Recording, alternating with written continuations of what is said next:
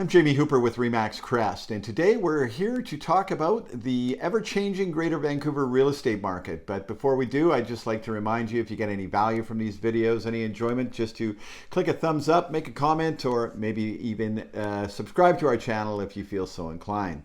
So we're going to speak about three different things today.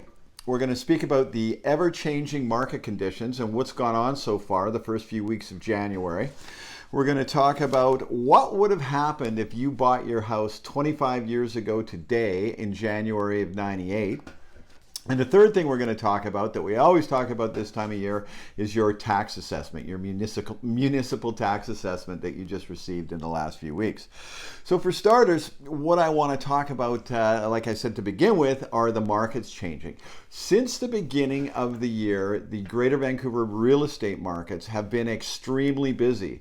I've spoken to colleagues all over the city from different parts, and they're all talking about multiple offers, getting way more hits on their websites, extremely busy open houses, etc.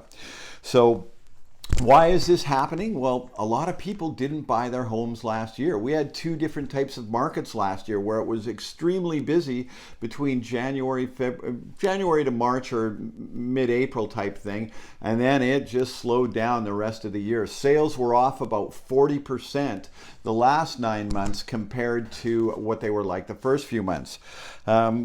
So with the beginning of this year, it was really, the outlook was for much more of the same, and it has changed in a heck of a hurry. One of the problems that we had this time last year is we have low inventories. So that's helping to make the market busier for the buyers that are out there. The other thing that we've got, we've just got another positive inflation report, the Canadian and American inflation reports. Canadian inflation is down to about 6.2% from a high of 10% about 6 months ago. That's another positive thing that's going on. So the only real negative thing we've still got going on in the market is it looks like there's going to be another interest rate hike on January 25th, and they're expecting up to about a quarter of a point rise in interest rates at that point. So the next thing I want to talk about is what would happen if you bought your house 25 years ago today, in January of 1998. If you had purchased your home, what would that have looked like then, at some points in between, and what would it look like now? So first of all, if you'd purchased your home in 1998, as you can see behind us here, the average price, or I should say the median price of a home in the Lower Mainland was $300,000, if you can believe that. And the posted interest rate was about 6.95%, but in those days you would get a 1.5% discount, so you would probably pay it about your interest rate would have been about 5.45%. So let's say you had done that. Let's say you bought the average home for $300,000, you put 20% down, and you got an interest rate of 5.45% on a 25-year term that would have just come up this month. Your house would have been paid for this month. So that payment would have worked out to $1,457 a month.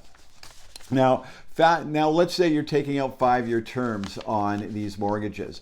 5 years later, in 2003, the interest rates were 4.45% posted, so your interest rate would have probably gone down below 3% to about 2.95. Your mortgage payment on the $1,457 would have declined fairly substantially. You probably would have seen about a 15 to 20% drop in your mortgage payment. Also, the value of your home, the cost of a home by 2003, the average cost was, or median cost was $360,000. So you're up about 20%. The first couple of years, till 2001, weren't very exciting. But in 2001, the markets changed, and that's when they started to take off in Vancouver. Fast forward again to 2008. One of the things that happened in between, 2008, that was right at the beginning of the American banking crisis. So you would have snuck in, got the same interest rate as you got in 2003, but before the US banking crisis, your house was now worth $690,000. It had more than doubled in the 10 years since you'd purchased it, and your payment was lower. What happened between 2008 and 2013? Two things happened. We had the US banking crisis happen, which took the markets down for most of that year. But by the end of 2008, or by the end of 2009, the following year, they were higher. The average price of a home was higher than it had been before. Also in 2011, there was a tsunami in Japan. So if you look between 2008 and 2013, only went up $140,000 during that period of time, which is the lowest that you'll see. So then between 2013 and 2018, in the summer of 2016, the foreign buyer's tax was implemented, and that had a big impact on the market. But still, by 2018, the average cost of a home was 1.440, and you've only got 5 years left on your mortgage. Now today, the average median cost is 1.660 in the Lower Mainland, and the markets are on fire. The point I'm trying to make here is people have been saying over the last year, don't buy a house now, the market's terrible. There's going to be several different ebbs and flows. Look how many you would have seen, 4 or 5 of them during the time you own that house. But the bottom line is, you paid $300 for it, and it's probably worth in the neighborhood of 1.6 today. The last thing we're going to talk about is your tax assessment. If every year at this time I get a call from people saying, well, my taxes went up because the value of my house went up. No, it didn't. Your taxes went up because the city's spending more money. It doesn't matter if your assessment goes up or down. That's just used to determine what your piece of the pie is. So for example, in 2022, let's say that there's anywhere BC, anywhere British Columbia, this town has exactly 1,000 houses, and they're all worth $1 million each. The city's budget for everything that they need to do that year is $1.5 million, which would mean everybody in the city has to pay $1,500 in taxes.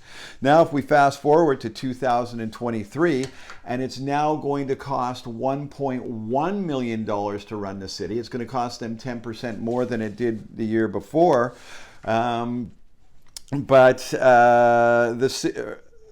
It's going to cost $1.1 million, but the value of your house went down, but your taxes are still going to go up, even though the value of your home went down, if that's making any sense. So your taxes go up when the city's spending more money. It doesn't matter if the value of your house goes up or down. That doesn't affect it. I'm Jamie Hooper with RE/MAX Crest. Thanks for listening, and we'll be back soon with another video.